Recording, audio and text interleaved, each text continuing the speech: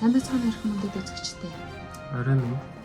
Өнөөдрийн манай мэдээллийн хөтөлбөр эхлэх бэлэн болоод байна. Өнөөдрийн манай мэдээгээр Нанкай хонгилын мега газар хөдлөлийн талаар ярилцах болно. Энэ талаар та бүхэнд сурвалжлагч инх төгс үргэлжлүүлэн Б студиэс хүргэх болно. Сайн байцгаана уу? Сайн байцгаана. Сайн байцгаана уу? За энэ удаагийн бичлэгээрээ та эзтэй Японд одоо удахгүй том газар хөдлөлт болох гэж байгаа гэсэн янз янзын мэдээнүүд энд явж байгаагийн дээр саяхан сүүл Токиод оршин суудаг Монгол улсын элчин сайдын яамнаас анхааруулга сэрэмжлүүлэг гэх юм уу тавьсан байгаа. Тэгээ тэрийг уншаад ер нь энэ талаар нэг бичлэг хийя гэж бодоод төгсөөг уруудтаа сууж байна. Өнөөдрийн бичлэгээр болохлээрээ юу яриа гэж бодож байгаа юм бол үнэхээр тийм газар хөдлөлт болох гээд байгаа нь үнэн юм уу? Болох гээд байгаа юм бол тэр нь одоо яг ямар ч хэрэг яагаад болох гээд байгаа юм гэдгийг ерөнхийдөө тайлбарлаж өгье гэж бодож байна. Тэгэхдээ тэрнээс нь өмнө болохлээрээ хоёлаа Японд хурж ирээд өөрсдийнхөө санаж байгаа газар хөдлөлтийнхөө түүхүүдээсээ хуваалцвал ямар вэ гэж бодож байна. Одоо уусаа бол зөндөө олон газар хөдлөлтийг бол уусаа мэдэрсэн байгаа. Тэр дундаас нь санаж байгаа нь ямар газар хөдлөлт байна вэ? За миний хувьд би анх Японд 12 хонд ирээд жил хагас болохдоо анх нэг уц дуграад шин сэржсэн. Тэрийг бас нэрээ санд юм байна гэж бодлоо. Тэр бас юу яа л гэж бодсон. Тэгээд буцаад ирлээ. Гайгүй юм шиг. Эхлээ жоохон тэр уцсныхаа доонд жоохон цацсан юм уу. Тэрнээс бол нэг амар айс амбал биш. Гайгүй. За сүүлд ирснээсээ хойшоогоо. Сүүлд дахиад 18 онд ирснээсээ хойш гэх юм бол нэг удаа шин сэрээд тэгж одоо хөрчлөөд харна гайгүй гарах стан болов гэсэн маягийн бодсноос санаж байна. Би сэрсэн гэсэн тий. Сэрсэн. Би дээс сэрсэн. Ямарсан сэрээд айс юм шүү тий. Тэгээ ингэнгүүтээ хэрэг юм яриад би барыг тэгээ сэрсэн байна. Тэгээд ингэснээс нэрээ удаа ингэдэг шиг байна. Гэсэн чинь надад нэг өмнөх байранд ингээ газар хөдлөлт болохоор яаж мэдэгдэж эхэлдэг байсан тэр жоохон ингээ санаанд орчлаа. Өмнөх байранд болохлээрээ гэл нэг тийм мод зод ч юм уу нэг тийм барилгын юм ингээл жоохон чихаал дуграал эхэлдэг те. Гэл тэгэл эхлээл. Тэгээ нэг жоохон тиймэрхүү дуу гараад ах шиг болохоор ингээ эргэн тойрныхаа ингээ хөдөлж байж болзошгүй юмнуудыг би шууд ингээ хараад эхэлдэг. Тэнгууд үлгцэн байгаа алчуур малчуур ч юм уу тиймэрхүү юмнууд ингээ савлж явах юм бол ярин газар хөдлөлт гэх. Жохон зөөлөн газар хөдлөлтүүд болохлээрээ жохон тиймэрхүү ингээ болоод байгаа юм шиг болохгүй байгаа юм шиг нэг хальтаа гэж бас мэдэгддэг те. Аяа хүчтэйнүүд нь бол угаасаа шууд гэл нэг гэл ингээ хөдөлдөг те. Яг би хөдлөхгүй ч гэсэндээ тэр байшин яг ингээ хөдөлж байгаа нь мэдэгддэг. 90% нь бол нэг ингээ хөдлөөд байгаа юм хөдөлгөө хөдөлж штэ. Тиймэрхүү байдлаар өнгөрдөг те.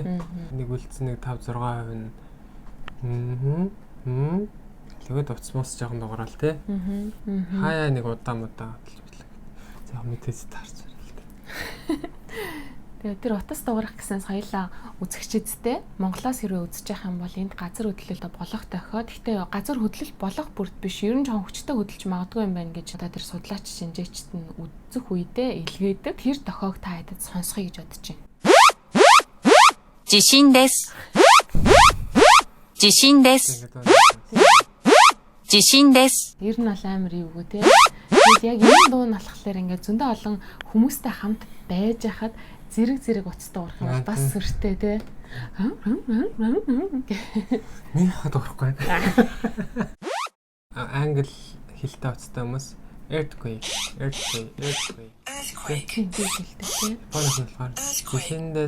Жишэндээс айгүй илдэг хэлнэ те. Илдэг тийм маятайхан хоолоогоор бас хэлнэ энэ чинь.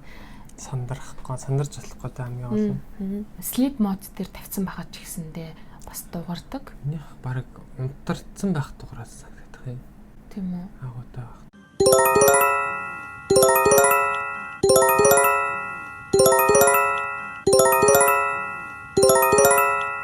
За миний хувьд болохоор хөнгөн газар хөдлөлтүүдийг мэдэрч явж байгаа.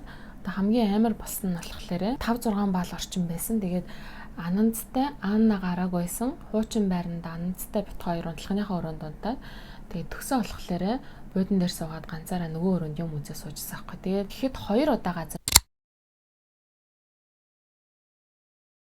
багтаамж төрээд хөршин нөгөө утас руугаа шилжлээ. Жохон хар харагдаад тах шиг юм дээ. Энэ дэлгэцэн Ирсэн үү? Бид хоёр нөгөө өрөөнд унтчихсан чинь эхлээд нэг хөдлөхтөө арай жоохон юм зөөлөн хөдлөхтөө би яг ингээ газар хөвтчихсэн учраас яг ингээ хөдлөлтийг анх удаага тийм одоо өөр байд юм байна. Өөр байд юм байна гэдгийг мэдсэн. Эхний хөдлөлт нь болохоор яг нуруунд ороос ингээ хоёр тишээ ингээд савлаад байсан бол тэгснэ зогссон баг. Тэгээ жоохон зүрх төх гэснэ. Жоохон тайвшраад дөнгөж тайвшраа байж исэн чинь ахаад газар хөдлөхдөө доороос ингээд түн ингээд цогж байгаа юм шиг тэгэж хөдөлжсэн. Тэгэж хоёр өөр гэж хөдөлт юм байна гэж анх удаага мэдэж аваад тэгээ хоёр дахь тэр доороос цогж байгаа юм шиг хөдөлсөн газар хөдлөлт нь болохоор нэлээд хүчтэй болсон байхгүй юу. Тэгээ би бүр өстэй амар хүчтэй болоод тэр найгаад хүүгээ тэрврээд төсөөгөн байгаа өрөөрөө гараад ирсэн чинь манай зүгээр юм утсчихсан. Йоо тэгж болохгүй штэ. Тэгээ хоёр дахын боноор Ёшин дараах газар хөдлөлтөд те. After shock. Тэгээ тэгэхэд болохоор ингээ гарч ирэхэд манай аквариумны ус нь бүр ингээ нэлээ ингээ цалгалцсан. Тэгээ тэр мэрийг ингээ харангуут жоох ингээ айгаал.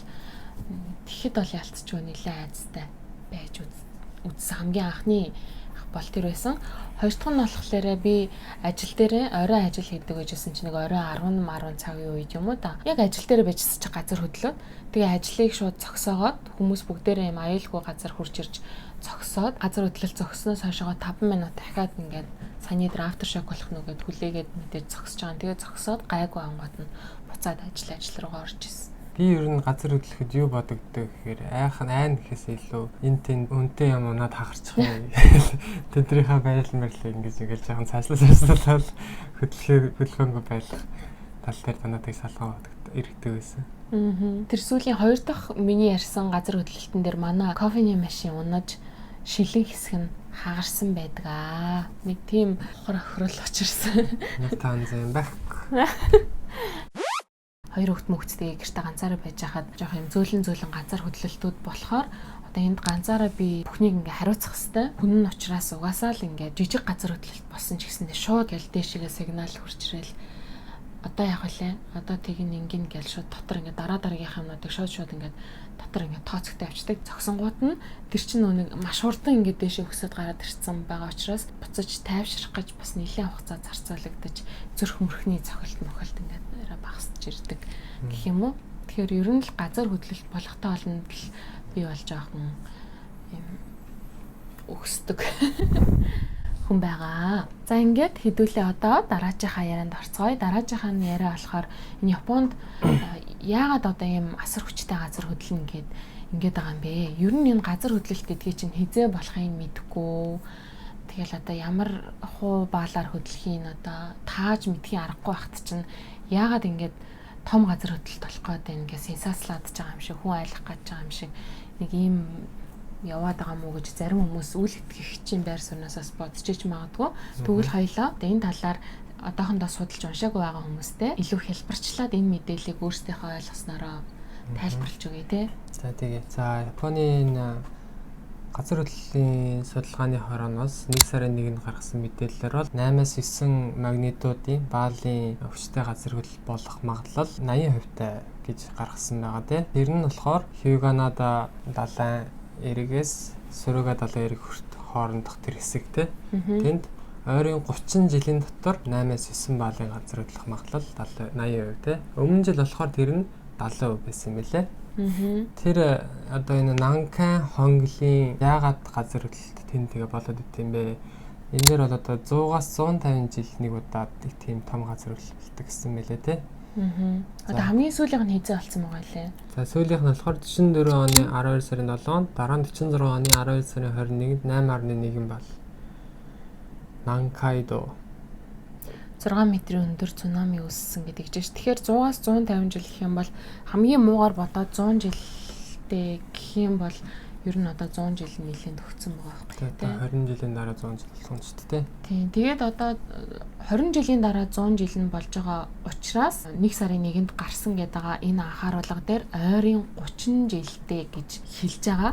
Тэгэхээр хүмүүс одоо ингэж бодоод байгаа байхгүй. Тэр сүүл Токиогийн элчин сайдын яамны одоо мэдээлэл дээр байгааг хүмүүс харангуйтаа ингээд шууд яг одоо энэ жил газар хөдлөлт болох нь 80% магадлалтай байгаа юм шигээр шууд хүлээж авангуудаа хүү яана энэ ч одоо юу болоод наа бараг нутаг буцах ч юм уу те тиймэрхүү юм ингээд бодоод байгаа боловч хэрвээ одоо энэ мэдээний тэр 30 жил гэдгийг харах юм бол эн чинь одоо энэ жил ч хөдөлж магадгүй 30 жилийн дараа ч хөдөлж магадгүй гэдэг утгаараа байгаа байхгүй. Тэгээд зөвхөн энэ мэдээлэл чинь энэ жил зөвхөн гараад байгаа юм биш. Угаасаа жил болгон энэ Нанкайн трапын газар хөдлөлт болох магадлалыг одоо ойрын 30 жилээр мэдээлэлээ шинжилээд яваад идэг. Угаасаа нэг японочууд чинь иймэрхүү мэдээллүүдийг ингэж шинжлэх, тэгээ хүмүүстэй ингэж мэдээлэлтэй гаргуудсан шүү дээ. Одоо жишээ нь ковид үеэр гэхэд чинь мэдээллүүдийг бол бүр хитрхийн нарийн бүр маш нарийн гаргаж ирсэн шүү дээ. Тэрнтэйгээ адилхан одоо газар хөдлөлтийнхаа энэ баримт тооцоо тоонуудыг жил болгон гаргадгийн. Одоо энэ жилийнх нь саяхан гарч ирснийг манай элчин сайдын яам орчуулж хүргэсэн байгаа гэсэн үг.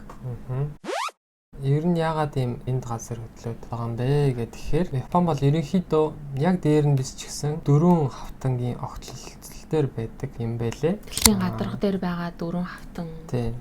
Тэгээ 4 хавтан яг ингээд адилхан ингээд явж байгаад нэг рүү яваад орчихгүй нэгнийхээ доошоо орох шаардлагатай болдог. Тэгээд доошоо оронгуудаа нөгөөх хавтангаа дагуулж ороод баг жил болгон баг хэдэн сантиметрээр ороод тэгээд тэр нэг номерсон хүчин нэг удаа ингээд буцаад хэвэндээ орох гээд ингээд дээшлэг ном шиг ингээд дээшлэх нь шүү дээ. Тэнгүүт нь газар хөдлөл болон цунами үүсдэг юм байлээ. Яагаад ингээд дээгүүр давгаараа ороод идэг вэ гэдгийг нь харсан чинь одоо зарим хавтангууд нь арай хөнгөн, заримуд нь арай хүнд байдаг гинэ. Тэнгүүд хөнгөн хавтангууд нь болохоор дээгүүрээ ороод хүнд хавтангууд нь давгаараа шургаад идэг. Тэнгүүд энд байгаа энэ Филиппиний хавтан чинь болохоор хүнд юм байна. Тэгээ Евразийн хавтан нь болохоор нягт тахтай байдаг учраас хөнгөн тэгээд давгаар. За энэ одоо энэ хавтан одоо номерлсон буцаа гарах нь дээ тий. За энэ Филиппиний хавтан одоо жилд 3-5 см хөдөлж идэв юм билээ. Google Map дээр бас ингээд шууд харагдж идэв юм билээ тий. Тийм Google Map анзаардаг болохоос шиг. Та хэд ингээд одоо би энэ бас зургийг оруулж тэгээд өөртөө бас утсан дээрээсээ Японы ойролцоох энэ нэг дээшээгээ таваацсан доошоо галцсан юм нэг заагнууд угаасаа ингээд харагдаж байгаа. Энэ заагнууд ч одоо тэр газар хөдлөлт болоод байгаа гол шалтгаанууд нь гэд ойлгочиход ерөнхийдөө болох нь шүү дээ тий. Энэ зураг. Тийм 5.5 магнитудээс дээш 1900 оноос 2016 оны дата. Тэгээ одоо ингээд харах юм бол яг газар хөдлөлт болсон газрууд буюу тийшээгээ үйлчилсэн юмнууд нь бол яг л нөгөө хавтангийнхаа чиглэлдээ л болсон байгаа байхгүй юу тий. Өнгө нь хар болох тусмаа гүн рүү юм байна тий. Цайвар болох тусмаа дээшээгээ юм байна. Тэгээ магнитуд нь бүрийн хэмжээ нь том байх тусмаа том газар хөдлөлт болсон гэсэн үг байна. Тэгээ 2011 оны хүний зүүн далайн хэсгийн газар хөдлөлтөөс болоод цунами бол олон нас орсон шүү дээ. Тэрийг бол хүн болгон мэдчихэж байгаа шүү санаж байгаа бах тий. Тэрнээс 10-20 дахин их хохирол учрах хүн нас орох магадлалтай гэдэг юм билээ шүү дээ. Одоо энд бол засгийн газар хамгийн муугаар ботход 323 мянган хүн нас барсан магадгүй гэж үзэж байгаа юм билээ. Зүүн Японд болсон их газар хөдлөлтөөр 15 мянган хүн нас барсан. Тэгээ энэ дээр бас хохирлын мөнгөн дуунаас байна. Тийм учраас 20-30 жил гэсэн ингээд тайвширч бас болохгүй. Тэгээд бид нар цунамитай хамаагүй юм чинь ингээд бас тайвширч болохгүй. Амар хүчтэй газар хөдлөхөд байшин барилгууд маш их нурхан тодорхой. Юм дээрээс унана. Гэртээ ингээд за байшин нурахгүй байлжсэн дээрээс нь тааз маасан ч юм уу дээрээс нь юм унах магадлалтай. Тэгээ тэр талаараас яаж бэлтгэхөөр хэм бэлэн байгаа эсэхийг одоо дараагийн хэсгээр ярив те. За хөдлөхөд ер нь яах вэ? Бэлэн байгаа юу? Бэлэн байгаа гэж өөрийгөө бодож байна уу? Бэлэн биш байгаа шүү дээ. Яг хаана уулзгаа яриад байгаа те. Сүүлд нэг сайн тохирсон те. Тэр сургууль шүү. Тийм үү. Тэр тохирсон. Би зүгээр л одоо тэр биш юм уу гэдэг шүү дээ. Тэгэхээр тэр шүү дээ. Үгүй шүү дээ. Би болохоор зүгээр хорогдох байр энэ овийн ойролцоох хорогдох байр нь хаана байт юм бэ гэж асуусан хэрэг. Тэгээ би тэр сургууль биш юм уу гэсэн чинь биш тэр сургууль штэ гэд хэлсэн шүү дээ. Тэгээд би тэнд хордох байр байд юм байна да гэж бодсноос яг тэнд уулзсан гэж. Зүгээр ямар нэг юм болох юм бол юу ч болсон тийш хэлэх төрлөд явах байхгүй. Нурахгүй. Тэгээд цунами яасан ч яахгүй дээр гараа зогсож чинь. Яг хоо мэдээж манай хэсэг бол юм амар өндөр цунами болохгүй мэдээж те. Хүчтэй газар хэлэхэд шууд аваад гарах гинтийн үеийн цүнх бэлдсэн байх хэрэгтэй байдаг. Одоо идэж явах юм хилээ мөнгө зөнгө чийтэй мэдэн те. Гинтийн үеийн 0 мол дулаан юм зам шийттэй. Радио станцтэй, радио мэдээ сонс. FM те. Тиймэрхүү ганц амир юм хийгээд ингээ гэрийнхаа нэгт газар тавиад аваа гарахад бэлдсэн байх хэрэгтэй. Тэрийг одоо хоёлаа яриад яваад байгаа те. Орхитуулаад байгаа амнаа те. Сүүл жоохон тэгээ цуглуулж байгаад би болгочих болно шүү дээ гэрийнхаа юмнаас илүүчлээ. Нэг сүүл мужиро шийдээр нэг байгаад тах шигсэн тэндээс авчтай юм шиг удаад байгаа. Эсвэл барилгын материал зэрэг нэг багас хэрхэл зэрэг дэлгэрүүлэлт бас зарж идэв нэлээ. Гэртээ бас тавилгуудаа унахад сэргийлээд бэхлэхтэй таазанда хананда унахад сэргийлээд бэхлэх хэрэгтэй. Бас телевиз хүн тавилгууд юмнууд доороо бас ингэ хөдөлтгөө ирзэний юм байдаг шүү дээ. Тийм юм занаасан байх хэрэгтэй гэсэн юм байгаа. Тэгээд за нэг 7 орчим магнитудын хүчтэй газар хөдлөлөө гэж бодох юм бол манад юу нөх вэ? Энэ 50 унаа. Галхооны 50 унаа. Тэгээд энэ овны машин өргөчн дээр байгаа гişний сав. Энэ дээр тавьсан тэр нөгөө аяг 5 угаас аяг 5 онж багтдаг л тий. Том юм бол гайгүй сонсдог л гай тий. Тэрийг одоо тэгж байгаа нэг хандаа бэхлэх гээл байгаа нэг төлөв. Манайх нөгөө таазандаа бэхлэх гэсэн чинь таазан жоохон сул талтай бас таасан юм билээ шүү дээ. Өвн таазандаа бэхлүүл хамгийн баталгаатай амар байдаг шүү дээ. Манай ажил дээр ч гэсэн бүх юмудаа ингээд дээдлээ. Бэхэлсэн байгаа гэж утсан чинь нэг өөрсөн чинь нэг нь суулгаад. Үн чинь бэхлэх байх шүү дээ. Тийм л юм болж байна да. Нэг японочд тийм юм болж. Гэр бүлийнхэнтэйгээ ямар үед юу хийх талаар гэртээ байхгүй байж таарах юм бол хаана уулзах одоо холбоо тасарсан үед те мэдээж гар утас холбоо тасарна шүү дээ. Хин яах нь мэддэг гэсэн интернет байхгүй болчихно уцаар байж болох чинь юу галт тэрэг зогсно гэрээ маш их зүйл хэцүү болно. Гэхдээ манай энэгээр бол гайгүй гэж үзээд байгаа. Гэхдээ утас мутас бол тасрах магадлал өндөр. За ингээд тустай байж байхдаа газар хэрвээ хөдлөх юм бол тов тавилаа. За тэгвэл хүү сургууль дээр байж хаад Анна бит хоёр гэртээ аав нь болохоор ажил дээрээ байж илаа гэж бодоход ингээ 3 салчлаа ч тээ. За 3 салчих юм бол яах вэ? Ямарсан сакура хараагаа л биш. Андыг бол шууд тэгэл юунд даатах шүү дээ. Багшд нь. Тийм үү? Анд руу явахгүй юу? Явахгүй. Хууль дүмээрээ бол загцаад байгаа газар руу явах хэрэгтэй. Өмнөх сургууль дээр нь болохоор тэгсэн үед харгалзах болох юм уу энтергээд биднээс бас нөгөө юм зам аваадсан тий. Өмнөх сургууль дээр болохоор газар хөдлөлтийн дараа хүүхдээ хэрхэн ирж авах вэ гэдэг сургуульд хийсэн байна. Тэгээд би очиж авч исэн. Тэгээ ямар ч сургууль руу асуугаас өмнө болчих юм бол сургууль руу ямар ч явах уу тий. Тийм бол аав нь сургууль руу явах юм шүү. Би ажил дээр байх юм бол хурдан ирээд яв. 3 салчих юм бол 2 салчих юм бол гэж ярьсан шүү дээ. Тэгвэл одоо яг дөрүүлээ гэртээ байж байгаа үед газар хөдлөлт болох юм бол 2 хүүхдээ хоёлаа хин нь яаж хариуцах вэ гэдгээ ярьчих уу. За тэгээ. Би Аннаг аав юм те. Юу вэ? Би Ананд чинь өөрөө гүйж чадах юм чи. Тэг юм уу? Тийм шүү дээ. Би чинь би жижигийг хариуцаа хөрхнөө томьёогоо хариуцна гэж бодсон шүү дээ. Би бас тэгж бодчихсон нөө. Сая бодсон чинь Анаас гүйж чадахгүй юм чинь би бараагүйсэн арай хордон. Тийм байна те.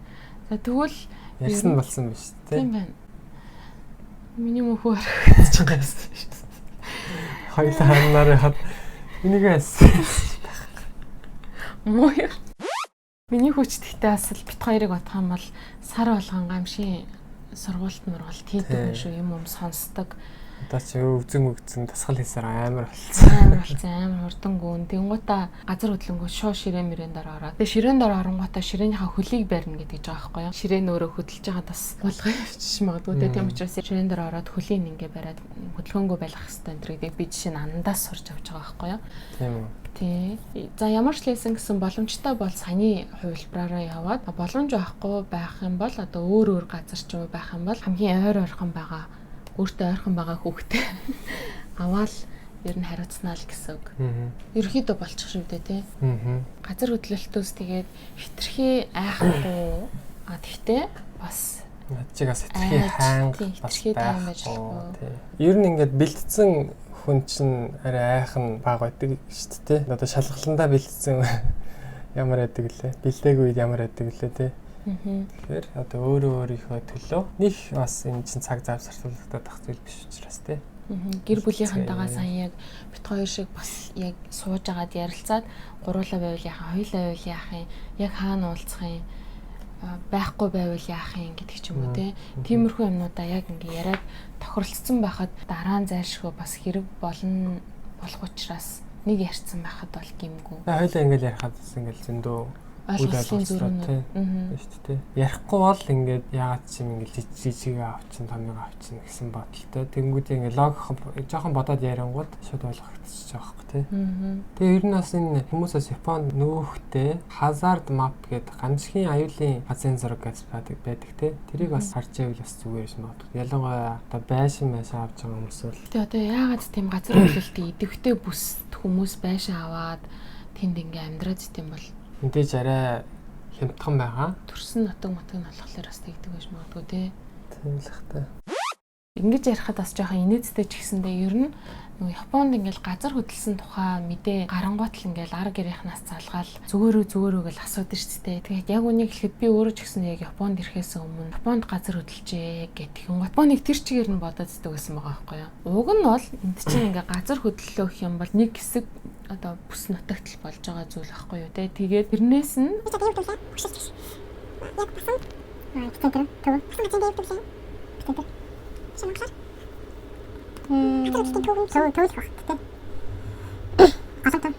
газар хөдлөлтийнхаа одоо голомтоосоо ингээ холдох тусам тэр хол байгаа хүмүүс бол аюулгүй. Хэрвээ одоо Японд үр хөвгт чинь ч юм уу хэрвээ сурдаг бол айл хотод амьдардаг юм те. Нэр нь юу юм гэдгийг нь мэдэж авчаад Японд газар хөдлөлт болсон байна гэдэг мэдээ хэрвээ та харах юм бол хүүхдтэй санаа зовхоос урьтаад яг айл хотод эндэ гэдгийг нь ингээ харчих юм бол ямар ч лсэн манай хүүхдээ хот биш юм байна, хол юм байна гэдэг ч юм уу те.